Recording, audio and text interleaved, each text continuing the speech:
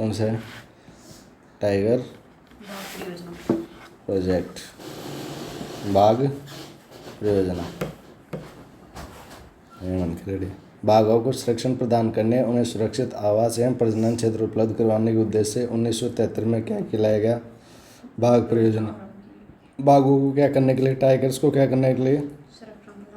Security करने के लिए, और उनको सुरक्षित आवास और पैलेस देने के लिए और प्रजनन क्षेत्र उपलब्ध करवाने के उद्देश्य से 1973 में क्या लाया गया? बाघ परियोजना। क्या लाई गई है? बाघ परियोजना। Started the tiger project was started in 1973 with the objective of the protection to tiger and providing them self habitat and breeding area. क्या करना है? टाइगर प्रोजेक्ट क्यों लाया गया है? क्यों स्टार्ट किया गया 1973 के अंदर? उनको प्रोटेक्शन देने के लिए और उन्हें प्रोवाइड करवाने के लिए सेफ हैबिटाट, ब्रीडिंग एरिया, प्रजनन के लिए क्या करना है? सेफ ब्रीडिंग एरिया उपलब्ध करना, सेफ सुरक्षित आवास उपलब्ध करवाने के लिए, प्रजनन के लिए। और बाघों को क्या किया गया? संरक्षण किया गया। क्या किया गया? बाघों को संरक्षण प्रदान किया है। कब? 1973 के अंदर। किस लिए? एक तो सेफ ब्रीडिंग एरिया उपलब्ध करवाने के लिए और एक हैबिटाट उपलब्ध करवाने के लिए और सिक्योरिटी प्रोवाइड करवाने के लिए। जिम कॉर्बेट राष्ट्रीय उद्यान भारत की पहली क्या है? बाघ परियोजना है। कौन सी? जिम कॉर्बेट राष्ट्रीय भारत की क्या है? पहली बाघ परियोजना है। कब? 1936 के अंदर। कब? 1900। जो क्या है? राष्ट्रीय उद्यान पहली भारत की क्या है? बाघ परियोजना है। इस परियोजना का मुख्य उद्देश्य वन्य जीवों को प्रबंधन के साथ साथ उन क्षेत्रों के प्राकृतिक आवास का विकास करना जहां बाघ पाए जाते हैं। साथ ही इन क्षेत्रों में स्थानीय लोगों को रोजगार भी उपलब्ध कराना, जिससे वो लोग इस क्षेत्र में संसाधन पर क्या करें? निर्भर नहीं रहे। क्या करना? टाइगर प्रोजेक्ट का काम ओनली यही है क्या? ओनली बस टाइगरों को क्या करना? प्रोटेक्ट करना, उनके लिए बस ब्रीडिंग का एरिया उपलब्ध करवाना, बस यही काम है क्या? इसके अलावा भी क्या काम है?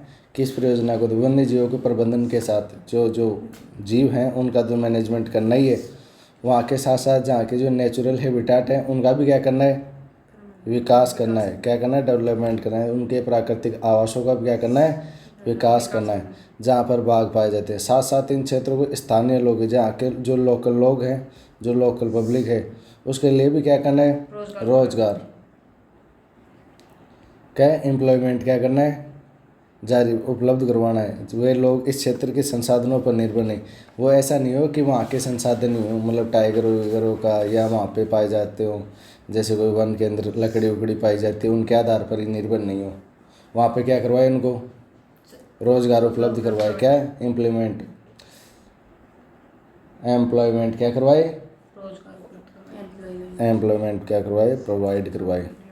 तो जो 1973 के अंदर 1973 के अंदर क्या आया? बाघ परियोजना। क्या आ गई? बाघ परियोजना। क्यों आई है बाघ परियोजना? बाघ परियोजना आई है बाघों को क्या करने के लिए? संरक्षित करने के लिए, सुरक्षित प्रजनन ब्रीडिंग एरिया करने उपलब्ध करवाने के लिए, नेचुरल हैबिटाट प्राकृतिक आवास उपलब्ध। अब क्या करेगी? और क्या करेगी? इन प्राकृतिक आवासों का जो नेचुरल हैबिटाट का इनका डेवलपमेंट भी करें, प्राकृतिक आवासों का क्या करना है? विकास भी करना है। और क्या करना है? यहाँ के जो लोकल लोग हैं उनको क्या देना है? एम्प्लॉयमेंट भी या रोजगार भी देना है। क्या देना है? रोजगार भी देना है। इसी बात पर रोजगार क्यों देना है? कि वो ऐसे नहीं हो कि जो मतलब वन की लकड़ियों पर इन पे ऊपर ही क्या हो निर्भर हों लोग। जैसे अपन जाए कोई वन एरिया क्षेत्र में जाए तो वहाँ के लोगों का रोजगार क्या होता है?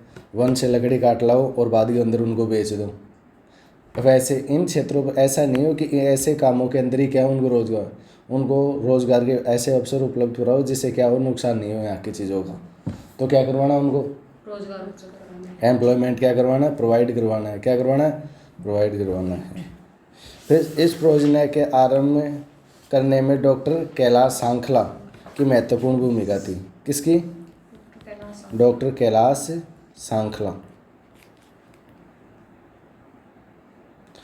जो ये बताओ जैव विविधता नाम का अगर सबसे पहले जैविक विविधता नाम किसने दिया?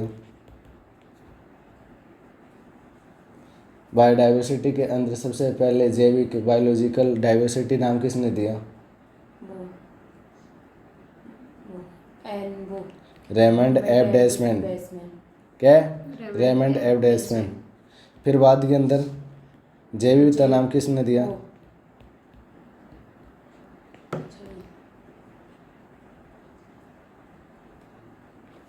वो वोल्टेंस रेमंड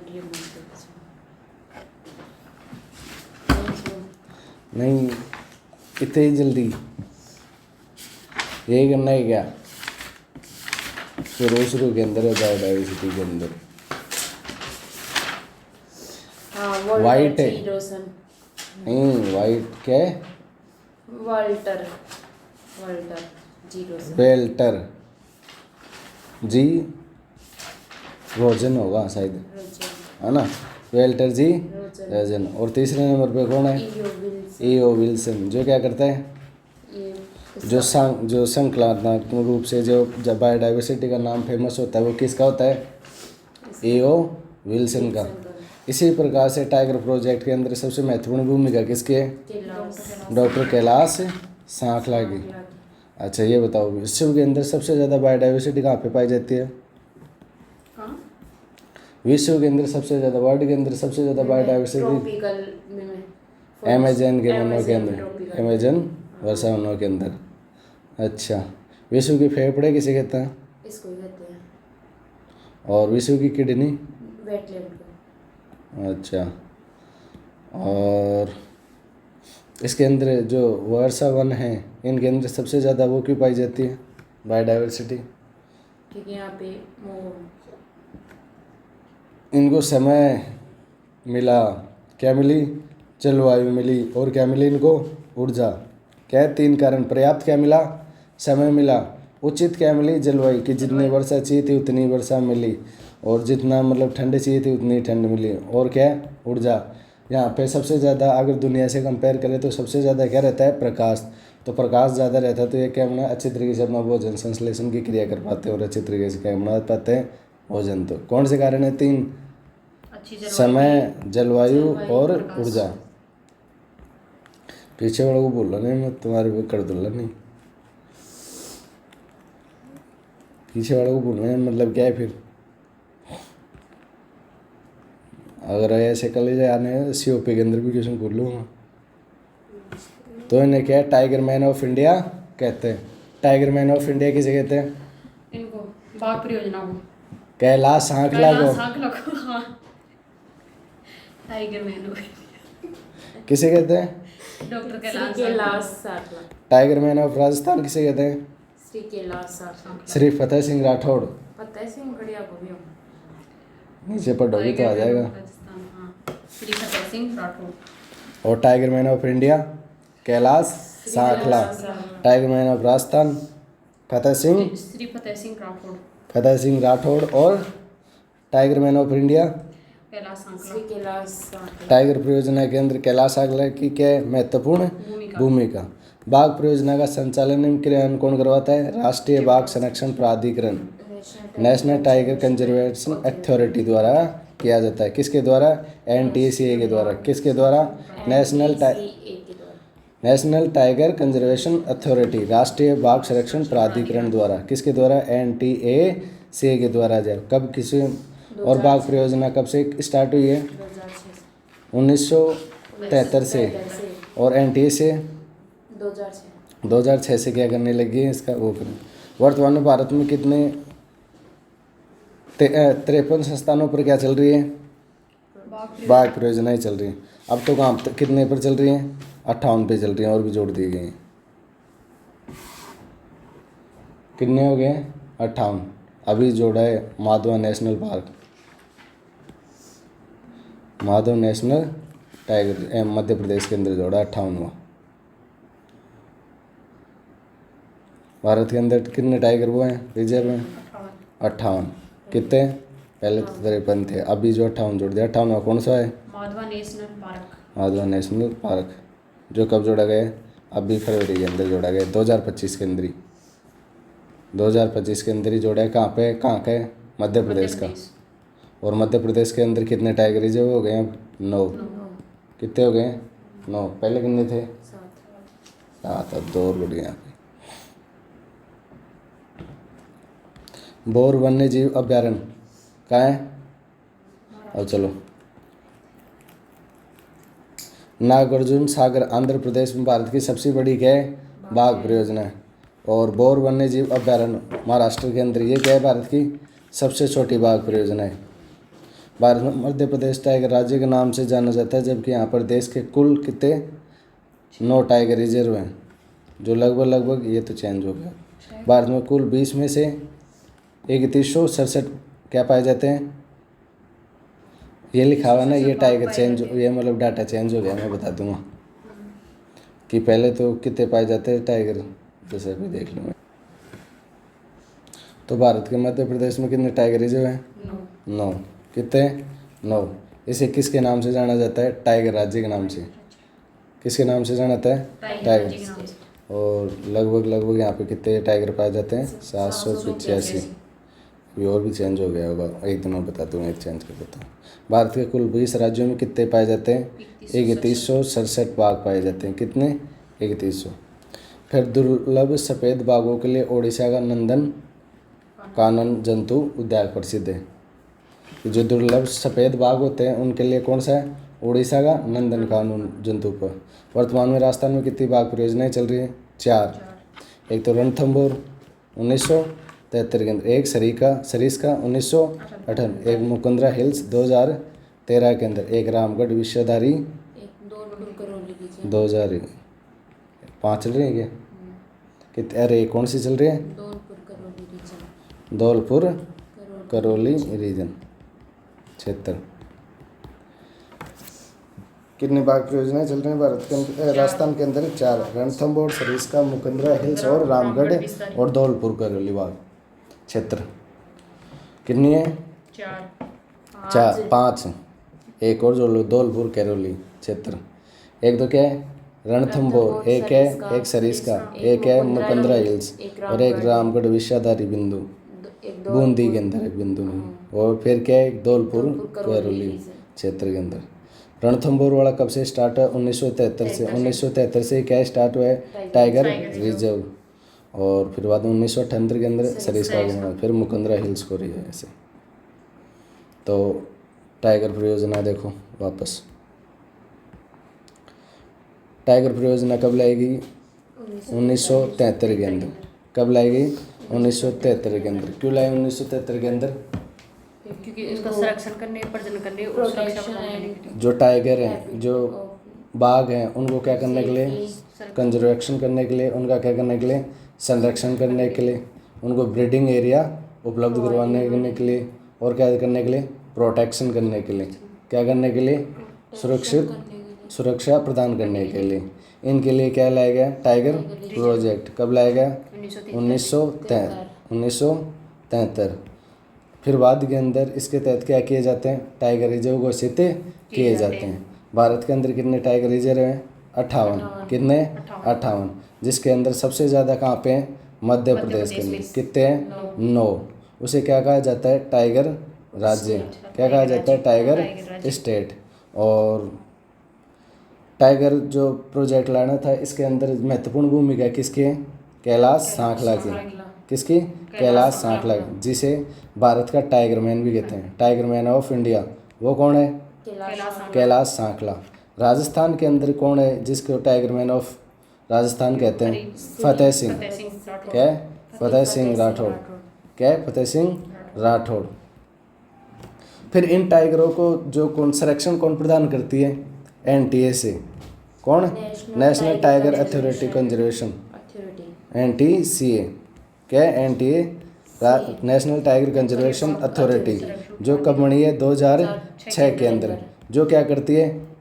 इन्हें संरक्षण देखती है कि टाइगर रिजर्व जो बने हुए हैं उनके अंदर सुरक्षा की कोई काम हो रहा है या नहीं हो रहा है, कि टाइगर जो बाघ है उनका अच्छी तरीके से ख्याल रखा जा रहा है या नहीं रखा जा रहा है। अगर कोई नया क्षेत्र भी क्या करना होगा तो NTSA क्या करेगी? उसकी रिकमेंडेशन करेगी। क्या करेगी? अब कोई और भी क्षेत्र जैसे 58 के बाद में और भी टाइगर रिजर्व क्या बनाना है भारत के अंदर, तो उसकी मतलब रिकमेंडेशन कौन देगी? सिफारिश कौन करेगी? NTAC जो कभी स्टेब्लिश हुई है 2006 के अंदर। और ये तो हो गया। और टाइगर प्रोजेक्ट जो परियोजना है वो और किस लिए लाई गई है कि वहाँ के लोगों को लिए भी क्या करे, रोजगार, वहाँ के लोगों को भी एम्प्लॉयमेंट प्रदान करें, वहाँ के नेचुरल हैबिटाट का क्या करे, विकास करे। इन सब के लिए भी क्या लाई गई है, टाइगर परियोजना। तो समझ में आया। फिर क्या है, हाथी परियोजना। क्या है, जैसे पहले ऊपर टाइगरों का संरक्षण किया था, अब किसका करेंगे, हाथियों। एलिफेंट प्रोजेक्ट, जैसे हाथियों का संरक्षण प्रदान करने तथा सुरक्षित आवास एवं प्रजनन की सुविधा उपलब्ध करवाने हेतु 1992 में सिंह भूमि क्षेत्र में यह परियोजना की गई, क्या गई, आरंभ की गई। कौन से क्षेत्र के अंदर, सिंह भूमि क्षेत्र में। और टाइगर प्रोजेक्ट सबसे पहले कहाँ पे लागू किया गया था, जिम कॉर्बेट के अंदर। कहाँ पे, जिम कॉर्बेट। और जिम कॉर्बेट को नेशनल पार्क कब घोषित किया गया, 1936 के अंदर, आज़ादी से पहले ही। तो हाथियों को क्या करने के लिए, संरक्षण प्रदान करने के लिए, सुरक्षित आवास एवं प्रजनन की सुविधा उपलब्ध करवाने के लिए 1972 में क्या किया गया, 1992 के अंदर सिंह भूमि क्षेत्र से क्या है, यह परियोजना आरंभ की गई। कौन से क्षेत्र से, जैसे टाइगर जो रिजर्व थे, जो टाइगर प्रोजेक्ट था वो कहाँ से स्टार्ट किया गया था, जिम कॉर्बेट से। वैसे ये कहाँ से किया जा रहा है, सिंह भूमि क्षेत्र से। हमारी संस्कृति में हाथियों की क्या महत्वपूर्ण भूमिका है, यह हमारी परंपराओं का क्या है, अभिन्न अंग है। 2010 में हाथियों में राष्ट्रीय विरासत क्या किया गया, पशु, स्थलीय पशु घोषित किया गया। 2010 के अंदर हाथी को क्या घोषित किया गया, राष्ट्रीय विरासत पशु, स्थलीय पशु घोषित किया गया। तो ये तो उठा तो लाती तू, फिर समझ में कैसे आया, कैसे। हाथियों को संरक्षण प्रदान करने के लिए क्या, tiger project was started from the आवास और प्रजनन सुविधा उपलब्ध कराने के लिए सिंह भूमि एरिया से क्या किया गया, जो कहाँ पे, झारखंड के अंदर 1992 with the view to providing protection of the elephant and providing safe habitat and breeding facilities. क्या करवाने के लिए, ब्रीडिंग फैसिलिटीज़ उपलब्ध करवाने के लिए, और क्या करवाने के लिए, सुरक्षित आवास और प्रोटेक्शन, क्या करवाने के लिए, प्रोटेक्शन एरिया उपलब्ध करवाने के लिए। कब स्टार्ट किया गया, 1992 के अंदर। हमारी संस्कृति में हाथियों की क्या महत्वपूर्ण भूमिका है, ये हमारी परंपरा का क्या है, अभिन्न कल्चर के अंदर क्या है, हमारे के अंदर इसका हाँ रोल है, किसका, हाथी का। और ये हमारी परंपराओं का क्या, अभिन्न अंग है। 2010 में हाथी को राष्ट्रीय विरासत पशु, स्थलीय पशु घोषित किया। भारत का राष्ट्रीय विरासत पशु कौन सा है, हाथी, जो स्थलीय भाग हो। स्थलीय मतलब जलीय और स्थलीय, जलीय के अंदर अलग है और स्थलीय के अंदर, तो स्थलीय के अंदर कौन है, हाथी। क्या है, हाथी। इन 2010 it was the declared A national heritage animal. क्या है, नेशनल हेरिटेज, राष्ट्रीय विरासत पशु घोषित कर दिया गया। फिर गंगा डॉल्फिन जलीय श्रेणी में राष्ट्रीय विरासत पशु घोषित की गई है। जलीय जीवों के अंदर कौन है, राष्ट्रीय विरासत पशु, गंगा डॉल्फिन। क्या, गंगा डॉल्फिन जो गंगा के अंदर पाई जाती है। और अगर स्थलीय भाग के अंदर देखें तो हाथी। वर्तमान में यह परियोजना 16 राज्यों के 33 क्षेत्रों में क्या हो रही है, संचालित। कहाँ पे, 16 राज्यों के 33 क्षेत्रों में क्या हो रही है, संचालित। भारत में सर्वाधिक हाथी की संख्या वाला राज्य कौन सा है, कर्नाटक। कितने हैं, 6049। असम के अंदर 5719 और बाद के अंदर केरल के अंदर 3054। तो भारत के अंदर सर्वाधिक हाथी कहाँ पे पाए जाते हैं, कर्नाटक के अंदर। कितने, 6049। और असम के अंदर 5719 और केरल के अंदर 3054। तो सबसे ज़्यादा कहाँ पे है, कर्नाटक के अंदर, और फिर बाद के अंदर असम और बाद में केरल के अंदर। तो हाथी परियोजना देखो एक बार वापस। एलिफेंट प्रोजेक्ट कब लाया गया, 1992 का, 1992 के अंदर। क्यों लाया गया, सेफ ब्रीडिंग एरिया उपलब्ध करवाने के लिए, प्रोटेक्शन उपलब्ध करवाने के लिए, नेचुरल हैबिटेट के लिए क्या करने के लिए, सिक्योरिटी प्रोवाइड करवाने के लिए क्या लाया गया, एलिफेंट प्रोजेक्ट कब लाया गया, 1992 से। और कौन सी भूमि से, सिंह भूमि से। सिंह भूमि से क्या हो गया, स्टार्टेड हो गया, क्या हो गया, स्टार्ट हो गया। वर्ल्ड एलिफेंट डे मनाया जाता है 12 अगस्त को। हाँ, सिंह भूमि से क्या हो गया, स्टार्टेड। और फिर बाद के अंदर 2010 के अंदर हाथी को क्या घोषित कर दिया गया है, राष्ट्रीय विरासत पशु, राष्ट्रीय नेशनल हेरिटेज एनिमल। कौन है, एलिफेंट हाथी। और जलीय जीवों के अंदर देखे तो गंगा डॉल्फिन। ये तो क्या है, स्थलीय जीवों के अंदर, वो क्या है, किसके अंदर, ये जलीय जीवों में और वो स्थलीय जीव में। हाँ, स्थलीय जीवों के अंदर। और भारत में सर्वाधिक हाथियों की संख्या किस क्षेत्र के अंदर, कौन से राज्य में, कर्नाटक के अंदर। फिर बाद में असम के, बाद के अंदर केरल के अंदर। ऐसे 3 क्षेत्र। और इंटरनेशनल हाथी डे कब मनाया जाता है, 12 अगस्त। इंटरनेशनल एलिफेंट डे 12 अगस्त को कब मनाया जाता है, 12 अगस्त को क्या मनाया जाता है, इंटरनेशनल वर्ल्ड हाथी दिवस है। अंतर्राष्ट्रीय नहीं, वर्ल्ड एलिफेंट डे कब मनाया जाता है, 12 अगस्त को। अच्छा, और सबसे ज़्यादा, चलो, ओजोन दिवस कब मनाया जाता है, ओजोन मैंने 16 सितंबर को, 16 16 सितंबर को ओजोन दिवस। पृथ्वी दिवस 5 जून, पृथ्वी दिवस। पर्यावरण दिवस, पृथ्वी दिवस बिना 12 अभी की चिन्ह अभी 12 22 मार्च 22 जून। सितंबर 22 तारीख को क्या मनाया जाता है, अर्थ डे। 22 अप्रैल को क्या, अर्थ डे। और 16 सितंबर को ओजोन डे। और पर्यावरण दिवस 5 जून।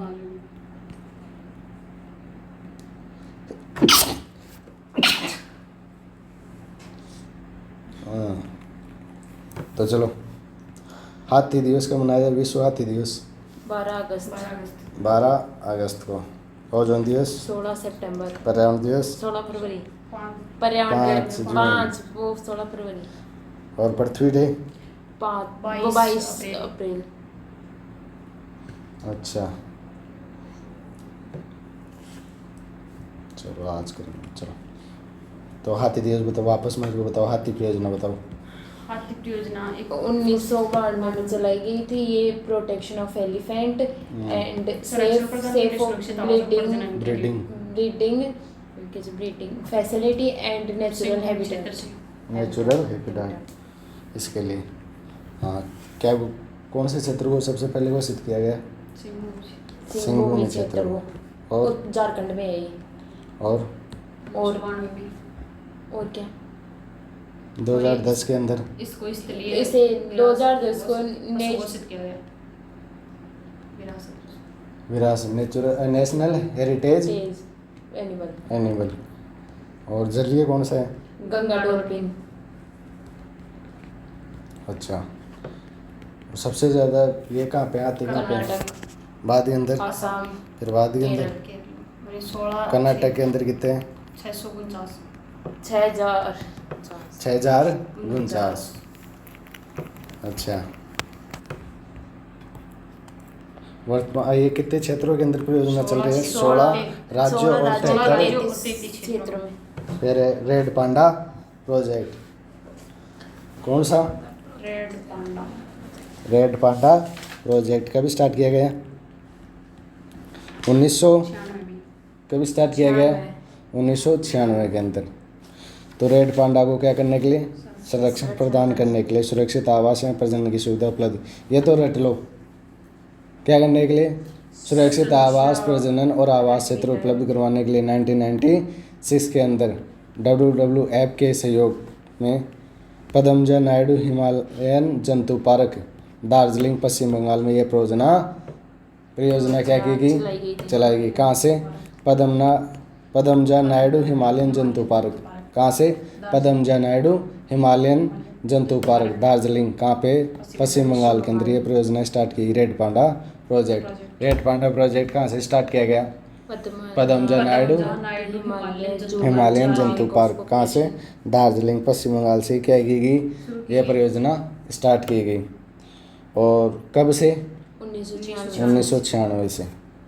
रेड पांडा एक शाकाहारी जीव है जिसका मुख्य भोजन क्या है, बांस की पत्तियाँ। रेड पांडा कौन सा जीव है, शाकाहारी, जिसका भोजन क्या है, बांस की पत्तियाँ। और वर्तमान ये परियोजना कितने राज्यों के अंदर संचालित है, 4।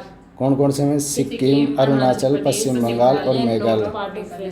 हाँ, नॉर्थ ईस्ट के अंदर चलते हैं, कहाँ पे, सिक्किम, अरुणाचल के अंदर, पश्चिम बंगाल और मेघालय के अंदर। कितने के अंदर चल रही है, 4 के अंदर। हाथी परियोजना कितने राज्यों के अंदर है, 16 के अंदर और 33 क्षेत्रों के अंदर फैली हुई है। सबसे ज़्यादा हाथी कहाँ पे हैं, कर्नाटक में, बाद के अंदर असम के अंदर और बाद के अंदर केरल के अंदर। कब हाथी परियोजना कब स्टार्ट की गई, 1992 के अंदर। और 2010 के अंदर राष्ट्रीय विरासत घोषित कर दिया। और कहाँ से स्टार्ट हुई है, सिंहभूमि क्षेत्र से। और जलीय जीव कौन, जलीय विरासत कौन, गंगा डॉल्फिन। और फिर बाद के अंदर कौन हो जाता है, प्रोजेक्ट रेड पांडा प्रोजेक्ट, जो कहाँ से स्टार्ट किया गया है, पद्मजा नायडू हिमालयन जंतु पार्क दार्जिलिंग पश्चिम बंगाल। कब से स्टार्ट किया गया, 1996 से। कहाँ से, 1996 से स्टार्ट किया गया। और इसके तहत क्या किया जाता है, उनको संरक्षित किया जाता है, सेफ ब्रीडिंग एरिया उपलब्ध और हैबिटाट उपलब्ध करवाए जाते हैं। और फिर उनका क्या डेवलपमेंट करेंगे और क्या करेंगे। ये शाकाहारी होता है, ये क्या है, शाकाहारी होता है, क्या होता है और क्या होता है, बांस की क्या खाता है, पत्तियाँ खाता है, बम्बू वही खाएगा।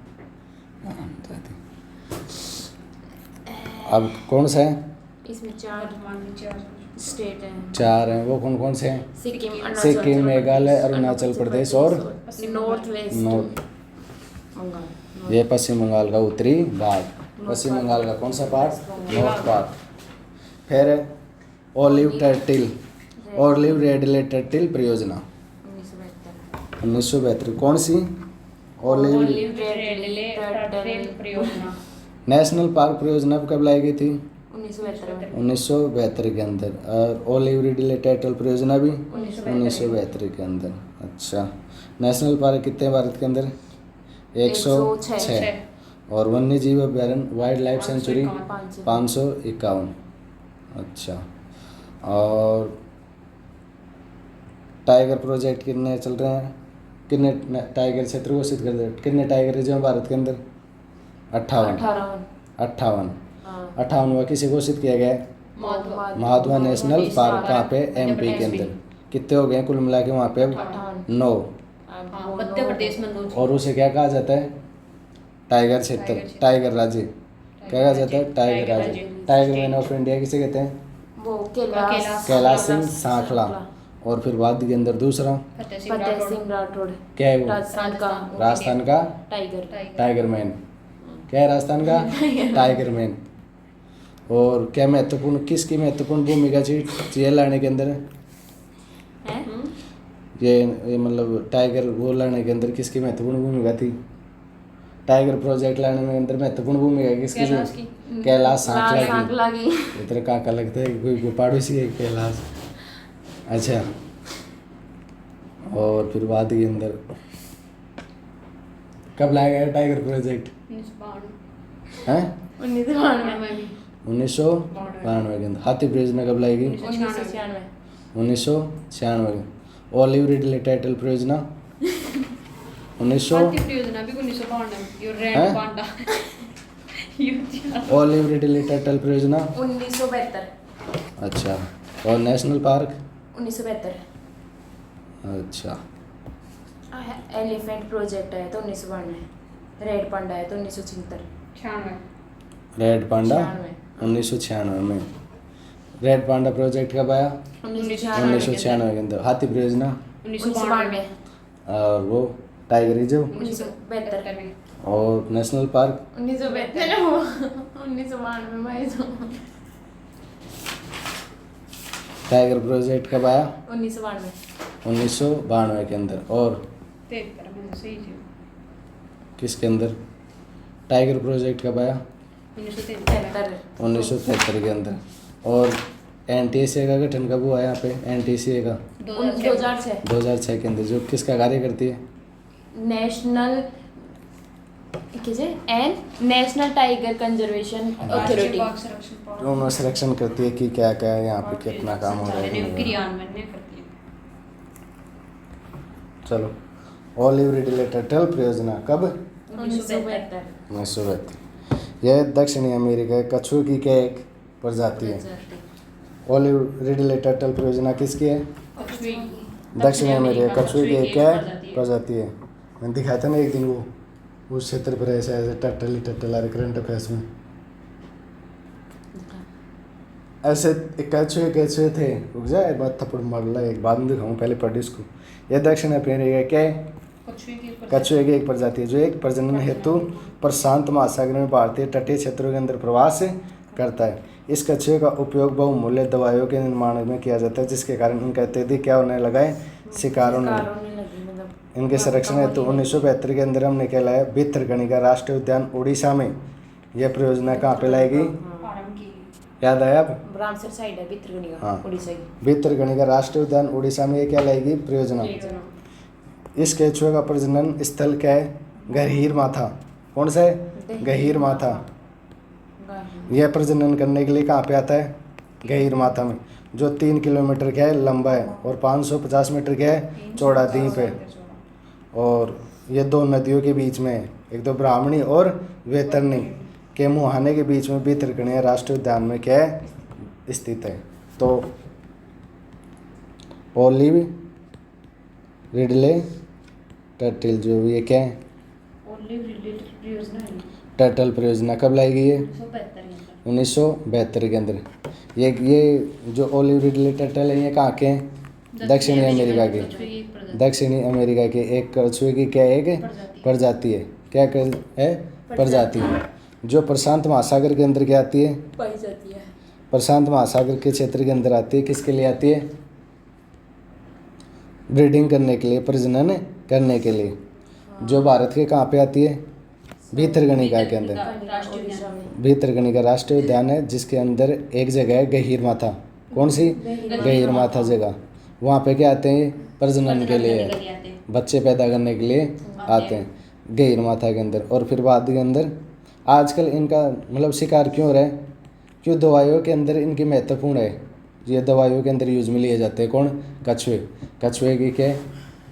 कछुए को मतलब उसकी जो निकाल के चर्बी उसको किसके अंदर काम में लेते हैं? दवाइयों के अंदर काम में लेते हैं। इसलिए आजकल इनका क्या होने लगा है? शिकार होने लगा है। तो इसलिए कौन सी परियोजना लेके आई सरकार? ऑलिव रिडले टर्टल परियोजना 1972 के अंदर। जो कहाँ की परियोजना है? मतलब कहाँ के कछुए हैं? दक्षिण अमेरिका के। दक्षिण अमेरिका के परियोजना, जो कहाँ पे ब्रीडिंग के लिए प्रशांत महासागर क्षेत्र के अंदर आती है। पैसिफिक क्षेत्र के अंदर अगर देखें, अब इंडिया के अंदर देखें तो कहाँ पे आती है? उड़ीसा के अंदर। उड़ीसा के भितरकणिका राष्ट्रीय उद्यान के अंदर आती है। जैसे भितरकणिका के अंदर एक जगह है, कौन सी है? गहीर माथा, वहाँ पे आती है।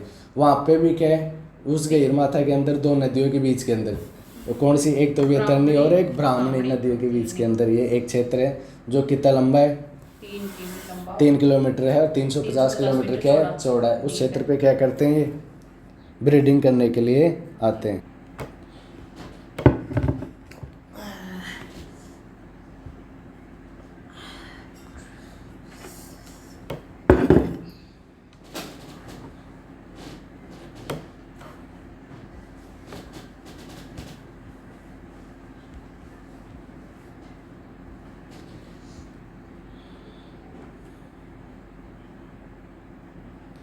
ये दिखाया एक दिन ऐसे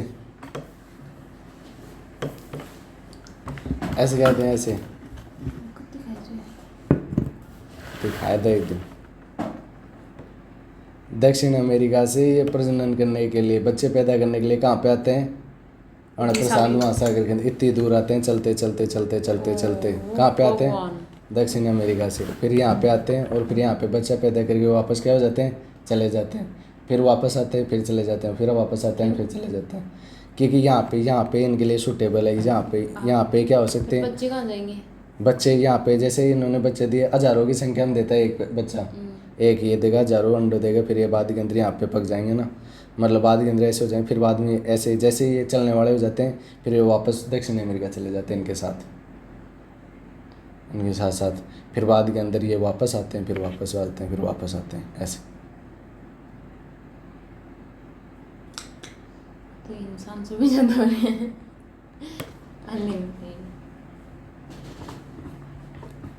सुन में आई? कहाँ से आते हैं? ऑलिव रिडले टर्टल कहाँ के प्रयोजन, मतलब कहाँ के प्रजाति है? एक साउथ अमेरिका की प्रजाति है जो प्रजनन के लिए प्रशांत क्षेत्र के अंदर, पैसिफिक ओशन के अंदर आती है, जो इंडियन कोस्टल एरिया के अंदर कहाँ पे आती है, उड़ीसा के अंदर कहाँ पे आती है, भितरकनिका नेशनल पार्क के अंदर। भितरकनिका नेशनल पार्क के अंदर एक जगह है गहीर माथा, वहाँ पे क्या है 1-3 किलोमीटर लंबा क्षेत्र और 350 किलोमीटर चौड़ा क्षेत्र है, जो 2 नदियों से घिरा हुआ है, एक तो वैतरणी और एक ब्राह्मणी नदी से घिरा हुआ है। वहाँ पे क्या करने के लिए आते हैं, प्रजनन करने के लिए आते हैं, और फिर वहाँ प्रजनन करके वापस चले जाते हैं। लेकिन आजकल इनका ज़्यादा क्या हो रहा है, शिकार हो रहा है। शिकार क्यों हो रहा है कि दवाई के अंदर क्या महत्वपूर्ण उपयोग है, तो इसलिए क्या करते हैं, इसलिए क्या किया लाएगा, हमने 1972 के अंदर क्या लेके आई, उनको संरक्षण करने के लिए। अब सरकार जब ये आते हैं तब इनका अच्छी तरीके से क्या करती है, संरक्षण करती है, और फिर बाद के अंदर इनको भेजने तक वहाँ पे लोग रहते हैं अच्छी तरीके से संभालने वाले, कि इनको कोई क्या नहीं पहुँचाए, नुकसान नहीं पहुँचाए। तो समझ में आया? फिर है कस्तूरी मृग परियोजना, कौन सी? कस्तूरी मृग परियोजना, कौन सी? मृग परियोजना, मृग नहीं है, मृग है। तो कस्तूरी केवल नर मृग में ही पाए जाते हैं। कस्तूरी केवल कहाँ पे पाई जाती है? नर मृग में ही पाई जाती है। पता है कस्तूरी? कस्तूरी मृग परियोजना, जैसे कस्तूरी होती है जो बहुत ही क्या है, सुगंधित होती है। क्या होती है? सुगंधित होती है। जैसे सेंटर के अंदर इनका प्राय इनका प्रयोग किया, जैसे राम ने तीर लगा रहे थे इसको, किसको? कस्तूरी को। उसकी सूंडी के अंदर क्या पाई जाती है? अरे एक प्रकार का बहुत ही क्या है, सुगंधित क्या है पदार्थ है इसकी सूंडी के अंदर। किसकी? इस मृग के, कस्तूरी मृग के अंदर कस्तूरी पाई जाती है इसके अंदर, जो बहुत ही क्या है, इम्पोर्टेंट है, बहुत महंगी बिकती है ये। अरे पहले इसको पढ़ लो। कस्तूरी केवल किसके अंदर पाई जाती है? नर मृग में ही पाई जाती है। कस्तूरी के औषधीय गुणों, सुगंध एवं अच्छी कीमत के कारण बड़ी संख्या में कस्तूरी मृग का क्या हो रहा है, शिकार हो रहा है, जिससे यह क्या विलुप्त कगार पर पहुंच गए। कौन? कस्तूरी मृग। इसके अंदर ही क्या पाई जाती है? कस्तूरी पाई जाती है। इसके संरक्षण हेतु IUCN के सहयोग से 1970 के दशक में उत्तराखंड के केदारनाथ अभ्यारण्य में कस्तूरी मृग परियोजना आरंभ की गई। कहाँ पे की गई? केदारनाथ अभ्यारण्य में क्या की गई? कस्तूरी मृग परियोजना आरंभ की गई। कस्तूरी मृग हिमालय प्रदेश की चंबा घाटी लेकर सिक्किम के हिमालय क्षेत्र तक पाई जाती है। कस्तूरी मृग हिमाचल प्रदेश की कहाँ से? चंबा घाटी से लेकर सिक्किम के हिमालय क्षेत्र तक पाया जाता है। कस्तूरी मृग के लिए हिमाचल प्रदेश का शिकारी देव अभ्यारण्य तथा उत्तराखंड का केदारनाथ अभ्यारण्य क्या है? प्रसिद्ध है। तो कस्तूरी मृग के लिए कौन सा क्षेत्र? हिमालय प्रदेश का शिकारी देवी। कौन सा? शिकारी देवी। और अभ्यारण्य तथा उत्तराखंड का केदारनाथ अभ्यारण्य क्या है? प्रसिद्ध है। तो 1970 के दशक के अंदर क्या लाई गई? उत्तराखंड के केदारनाथ अभ्यारण्य में क्या? केदारनाथ अभ्यारण्य में कस्तूरी मृग परियोजना आरंभ की गई। कस्तूरी मृग परियोजना आरंभ करने की क्या जरूरत पड़ी? इसका शिकार ज्यादा होने लगा था।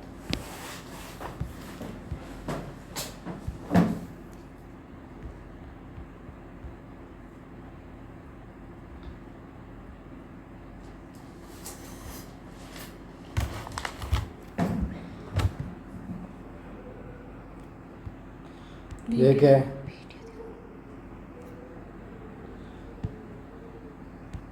ये क्या है? कस्तूरी मृग है। सुन दी गई।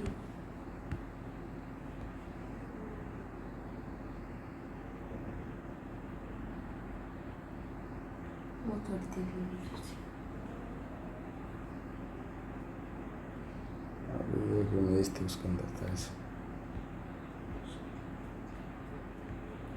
यहाँ पे इसकी सुंडी पाई जाती है जिसके अंदर क्या है, कस्तूरी है। क्या है इसके अंदर, कस्तूरी। क्या होती है इसके अंदर यहाँ पे, और यहाँ पे क्या होती है, कस्तूरी होती है, जो बहुत ही ज़्यादा क्या है, सुगंधित होती है। अगर उसका जो सेंट, बड़े से बड़े सेंट को भी क्या कर दे, फैल कर दे, इतनी महत्व वो होती है। और उसके अंदर औषधि के अंदर भी क्या लेते हैं, इसका पर काम में लेते हैं। इसलिए इनका क्या हो गया, शिकार होने लग गया इनका, कस्तूरी मेरे का क्या क्या क्या क्या होने लग गया, शिकार। क्या होने लग गया, शिकार। तो इसको प्रोटेक्ट करने के लिए क्या लाएगी, कस्तूरी मृग परियोजना। कब लागेगी, 1970 के दशक के अंदर। कहाँ से स्टार्ट हुई है, उत्तराखंड के उत्तराखंड का क्या है, केदारनाथ। वहाँ से क्या करते हैं, इसको स्टार्ट करते हैं। और ये इसका शिकार क्यों हो रहा है, औषधि गुण और सुगंध और अच्छी कीमत के कारण। क्या इस मतलब कस्तूरी मृग अगर किसी बेचते हैं तो क्या करोड़ों के अंदर, लाखों के अंदर बिकती है। तो इसलिए क्या हो गया, इनको ज़्यादा मारने लगे। इसलिए इसके संरक्षण हेतु IUCN ने कैसे 1970 के दशक में उत्तराखंड के केदारनाथ तक वन से क्या किया गया, कस्तूरी मृग परियोजना स्टार्ट की।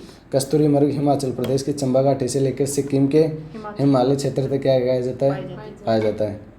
कस्तूरी मृग हिमाचल प्रदेश की चंबा घाटी से लेके, जैसे हिमाचल प्रदेश यहाँ पे और बाद में सिक्किम कहाँ पे, इतना बड़ा। और इस क्षेत्र, पूरे क्षेत्र के अंदर क्या पाए जाते हैं, कस्तूरी पाए जाते हैं। कस्तूरी मृग जो बाहर दिख रहे थे ना, वैसे क्या पाए जाते हैं, हिमाचल के कहाँ से, चंबा घाटी से लेके सिक्किम के हिमालयन क्षेत्र तक क्या पाए जाते हैं, कस्तूरी मृग पाए जाते हैं। कस्तूरी मृग के लिए हिमाचल प्रदेश का कौन सा, एक तो शिकारी देवी अभयारण्य और उत्तराखंड का केदारनाथ अभयारण्य क्या प्रसिद्ध है। एक तो केदारनाथ अभयारण्य और शिकारी देवी। शिकारी देवी तो कहाँ का है, हिमाचल का, और केदारनाथ उत्तराखंड का। ये दोनों क्या है, प्रसिद्ध है। और केदारनाथ से क्या स्टार्ट की गई, ये कस्तूरी मृग परियोजना स्टार्ट की गई थी 1970 के दशक के अंदर। कब, 1970 के। फिर है प्रोजेक्ट गोडाउन। क्या है, प्रोजेक्ट गोडाउन। क्या है project godown, godown Bharat Rajasthan का क्या है ये, पक्षी। तो विलुप्त होने के कगार पे पहुंच चुका है। क्यों, द ग्रेट इंडियन बस्टर्ड इसका नाम है, जो मतलब विलुप्त होने का पहुंच चुके हैं। द ग्रेट इंडियन बस्टर्ड पक्षी को बचाने के लिए वर्ष 2013 के अंदर कौन सा प्रोजेक्ट लेके आए, प्रोजेक्ट गोडाउन नामक अभियान जैसलमेर से क्या हुआ, आरंभ हुआ। किसी समय भारत का राष्ट्रीय पक्षी बनने की होड़ में रहने वाला गोडाउन आज अपने प्राकृतिक आवासों को लगभग 150 से भी कम संख्या के अंदर पहुंच। एक समय में इनकी संख्या इतनी थी कि इसको भारत का क्या बनाया जा रहा था, राष्ट्रीय पक्षी बनाया जा रहा था, नेशनल बर्ड बनाया जा रहा था। लेकिन क्या हुआ, आजकल इनके प्राकृतिक आवास क्या हो गए हैं, विलुप्त हो गए हैं, जिसके कारण इनकी संख्या ओनली फॉर कितनी बची है, 150 गोडाउन ही बचे। गोडाउन घास भूमि आवासों की सांकेतिक प्रजाति होती है। अतः इसकी विलुप्त का कमी बात है कि गोडाउन क्या है, घास भूमि आवास की सांकेतिक प्रजाति है। कि गोडाउन वहाँ पे पाया जाता है जहाँ घास भूमि पाई जाती हो, लेकिन घास भूमि क्या हो रही है, नष्ट हो रही है। क्या करिए, घास भूमि किसके अंदर हो रही है, डिफॉरेस्टेशन हो रहा है, मरुस्थलीकरण के अंदर क्या हो रही है, चेंज हो रही है, जिसके कारण घास क्या हो रहा है, उसका विलुप्त हो रही है। जिससे अगर वहाँ पे घास नहीं होगा तो कौन नहीं होगा, गोडाउन भी नहीं होगा। तो बाद में घास भूमि मैदान में लगातार क्या रही है, कमी आ रही है। इसके कारण यहाँ पे गोडाउन में भी क्या ही कमी। इस परियोजना के तहत 2 प्रजनन केंद्र स्थापित किए हैं, एक तो रामदेवरा जैसलमेर के अंदर, एक सोरसन बारा के अंदर, एक तो सोरसन बारा के अंदर और एक रामदेवरा जैसलमेर के अंदर क्या स्थापित किए गए, 2 प्रजनन केंद्र स्थापित किए गए।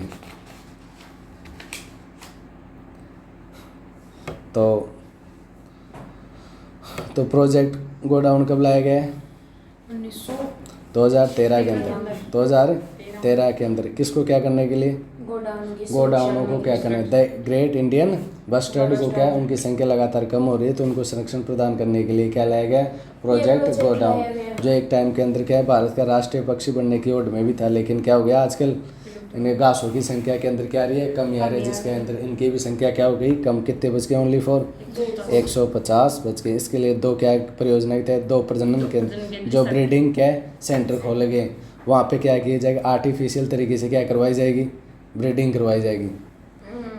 जैसे रामदेवरा जैसलमेर के अंदर और सोरसन के अंदर इनकी इनकी संख्या के अंदर क्या की जाएगी, बढ़ोतरी, इनके नंबर बढ़ाए जाएंगे। तो रामदेवरा जैसलमेर 1, सोरसन 12।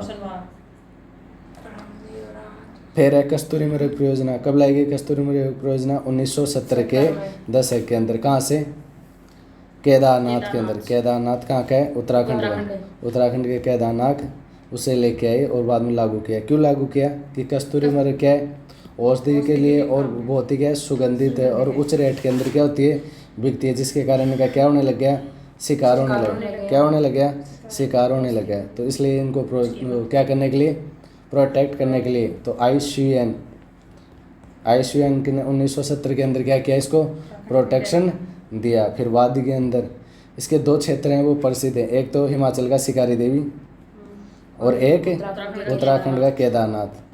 ये क्या है, दोनों प्रसिद्ध हैं। और जो ये जो मिर्ग है, कस्तूरी मिर्ग, वो कहाँ से पाए जाते हैं, हिमाचल के अंदर से स्टार्ट हो जाते हैं और सिक्किम के कहाँ तक, हिमालयन क्षेत्र तक क्या पाए जाते हैं, ये कस्तूरी मृग पाए जाते हैं।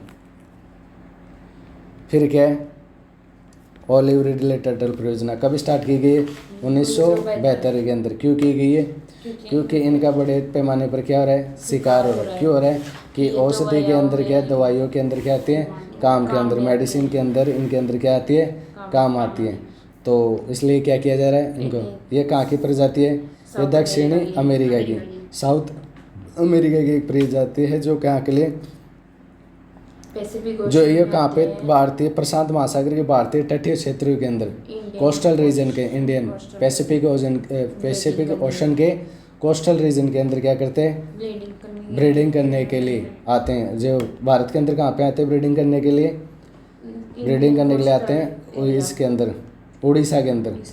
उड़ीसा के अंदर कौन से, भितरकनिका के अंदर एक जगह है गहीर माथा, जिसके अंदर 3 किलोमीटर लंबा क्षेत्र है, 350 मीटर क्या है, चौड़ा क्षेत्र है, जिसके अंदर क्या करते हैं, ब्रीडिंग करते हैं। और जिस वहाँ पे कौन, 2 नदियों से घिरा हुआ है, एक तो वेतारणी और ब्राह्मणी नदी से घिरा हुआ। वहाँ पे क्या करने के लिए आते हैं, ब्रीडिंग करने के लिए आते हैं, फिर बाद प्रजनन करके वापस से चले जाते हैं। लेकिन इनके शिकार होता है, इसलिए क्या दिया गया था, इनको प्रोटेक्शन दिया गया था। तो ये हो गया। फिर रेड पांडा प्रोजेक्ट कब स्टार्ट किया गया, 1996 के अंदर। क्यों किया गया रेड पांडा प्रोजेक्ट स्टार्ट, कहाँ पे पाया जाता है रेड पांडा, पश्चिम बंगाल के अंदर। कहाँ के अंदर पाया जाता है, पद्मनाडु हिमालयन जंतु पार्क, दार्जिलिंग, पश्चिम बंगाल के अंदर पाया जाता है। कब सुविधा उपलब्ध किया गई इनको, 1996 के अंदर। किसके सहयोग से, WWF के सहयोग से यह परियोजना शुरू की गई। रेड पांडा एक शाकाहारी क्या है, जीव है, जिसका मुख्य भोजन बांस की पत्ती है। वर्तमान में यह परियोजना 4 राज्यों में चल रही है, सिक्किम, अरुणाचल प्रदेश के अंदर और हिमाचल, पश्चिम बंगाल का नॉर्थ पार्ट और मेघालय, सिक्किम, अरुणाचल प्रदेश और उत्तरी भाग और मेघालय। एक क्या प्रोजेक्ट एलिफेंट, क्या प्रोजेक्ट एलिफेंट कब लाया गया, 1992। कहाँ से स्टार्ट किया गया, सिंहभूमि क्षेत्र से। क्यों लाया सिंहभूमि, ये सिंह क्या है, इसको संरक्षण क्यों दिया तिगोम ने, क्योंकि हमारा क्या सांस्कृतिक इम्पोर्टेंस भी है इनके साथ ही, हमारी संस्कृति का क्या है अभिन्न अंग है, कल्चर का और हेरिटेज का। तो इसे जो 2010 के अंदर हमने क्या घोषित कर दिया है, राष्ट्रीय विरासत पशु घोषित कर दिया स्थलीय बाघ का। और फिर वाद के अंदर एक जो हमारे जो स्थलीय विरासत कौन है, गंगा डॉल्फिन, स्थलीय जलीय। और वर्तमान में ये परियोजना 16 राज्यों में चल रही है। भारत में सर्वाधिक हाथी कहाँ पे पाए जाते हैं, कर्नाटक, बाद में असम के अंदर, फिर बाद में केरल के अंदर। कर्नाटक के अंदर 6049 पाए जाते हैं और फिर बाद के अंदर 5719 3054 33 एलिफेंट टीचर। और कौन सा है फिर, टाइगर प्रोजेक्ट कब स्टार्ट किया हमने, टाइगर प्रोजेक्ट कब है 1973 के अंदर। क्या किया हमने, टाइगर प्रोजेक्ट लेके आए। क्यों लेके आए टाइगर प्रोजेक्ट? संरक्षण प्रदान करने, प्रजनन इनको Protection संरक्षण है, प्रदान करने के लिए, सुरक्षित प्रजनन आवास के लिए, प्राप्त सुरक्षित आवास प्राप्त कराने के लिए 1973 के अंदर लेके आए। और 2006 के अंदर हमने क्या बनवा दी, एक अथॉरिटी NATC, NTC, जो कि नेशनल टाइगर कंजर्वेशन अथॉरिटी, राष्ट्रीय बाघ संरक्षित अथॉरिटी। क्या है उसका क्या किया, जो इसको क्या करती है, बाघ संरक्षण प्राधिकरण जो क्या करता है, इसकी ध्यान रखती है, देख रेख संचालन और करती है, क्रियान्वयन। देख रेख करती है किसका, टाइगर परियोजना का। और टाइगर प्रोजेक्ट के तहत हमने क्या किया है, सबसे ज़्यादा हमने नेशनल जो टाइगर प्रोजेक्ट के तहत हम क्या करते हैं, टाइगर रिजर्व घोषित करते हैं। क्या करते हैं, टाइगर रिजर्व कितने टाइगर रिजर्व भारत के अंदर? 58 58। जो 58वां कौन सा जुड़ा भी, माधवा नेशनल मध्य प्रदेश में टाइगर रिजर्व, कब? मध्य प्रदेश के अंदर। अब मध्य प्रदेश के अंदर कितने हो गए? 9 हो गए। और टाइगर मैन के नाम ऑफ इंडिया से कहाँ कौन जाए? कैलाश कांकला, और राजस्थान के अंदर Fateh Singh Rathore, Rathore. Fateh Singh Rathore. Okay. Jim Corbett system.